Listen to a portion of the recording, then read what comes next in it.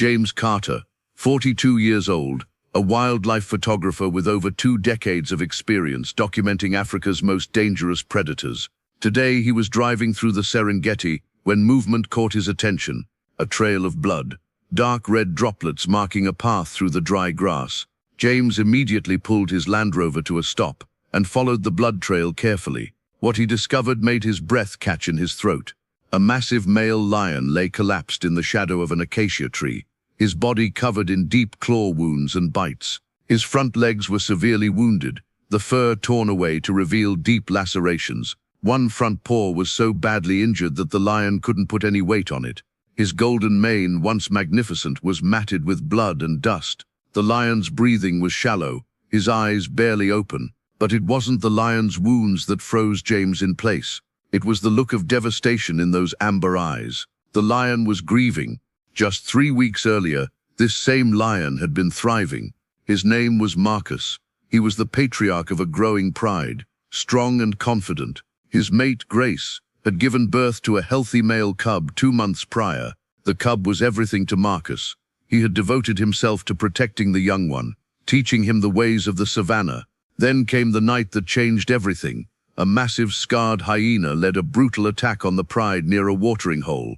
In the chaos and darkness, the scarred hyena seized Marcus's cub in her jaws and bolted into the night. By the time Marcus realized what had happened, she was gone, vanished into the darkness with his son.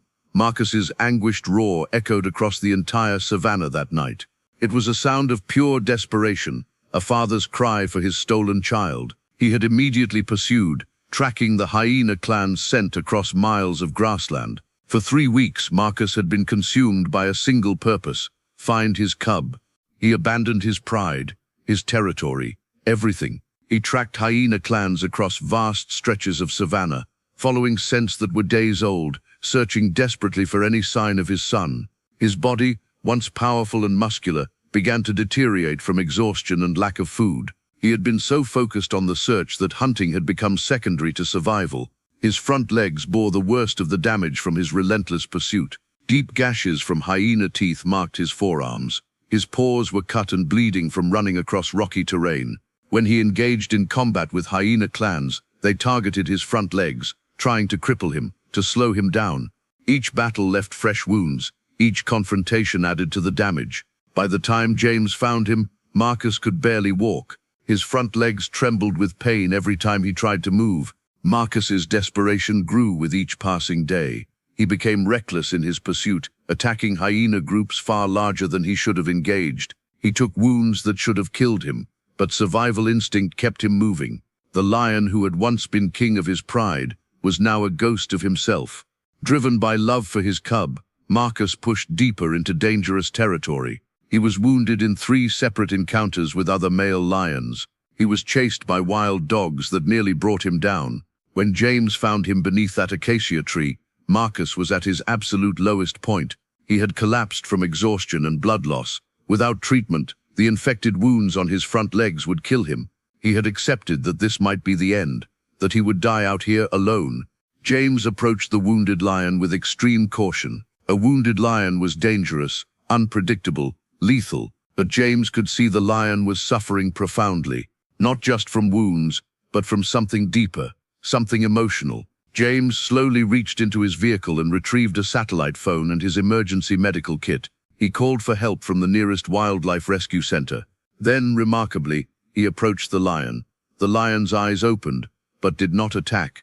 James spoke in low, calm tones, explaining what he was doing every step of the way. He carefully cleaned the lion's front leg wounds with antiseptic and bandages. After 2 hours, the wildlife rescue team arrived with Dr. Sarah Chen, a renowned veterinarian specializing in lion rehabilitation. Dr. Chen immediately assessed the front leg injuries. The wounds were severe, but not beyond treatment. She cleaned them thoroughly, administered antibiotics, and wrapped them carefully. She gave Marcus pain medication and fluids.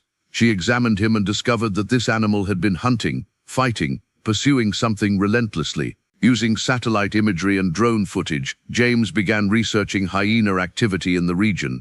After 6 days of intensive investigation, James made a discovery that took his breath away. A scarred hyena had been spotted repeatedly, always accompanied by a young lion cub. The cub was alive. When James relayed this information to the recovering lion, something extraordinary happened. Marcus's eyes, which had been dull and lifeless, suddenly blazed back to life. His breathing became stronger. He began putting weight on his front legs again, the motivation to find his son driving him forward. When Marcus had recovered enough to move, James made an unprecedented decision. He would help the lion find his cub. James, Dr. Chen, and a team of rangers tracked the Hyena clan to a massive den complex hidden in a ravine system. Marcus walked beside them, his front legs still tender but growing stronger with each step. The determination in his eyes was unmistakable. The scarred alpha female, upon learning that a recovering lion was approaching, became territorial and aggressive. But then something extraordinary happened. Marcus stepped forward and faced the scarred hyena directly. There was no aggression in his posture, only the quiet strength of a father protecting his child. The two predators stood facing each other. Then the scarred hyena did something no one expected. She stepped aside. Inside the den, Marcus found his cub. The young male was smaller than he should have been, malnourished and frightened, but he was alive. The moment he caught his father's scent, the cub's eyes widened with recognition and desperate hope. The reunion was immediate and complete. The cub bounded toward his father, and Marcus carefully drew him close. For the first time in 3 weeks, Marcus's breathing became calm and peaceful. Over the following weeks, Marcus and his cub were carefully monitored. His front legs healed remarkably well. When they were finally released back into the wild, Marcus took his cub to the edge of his pride's territory.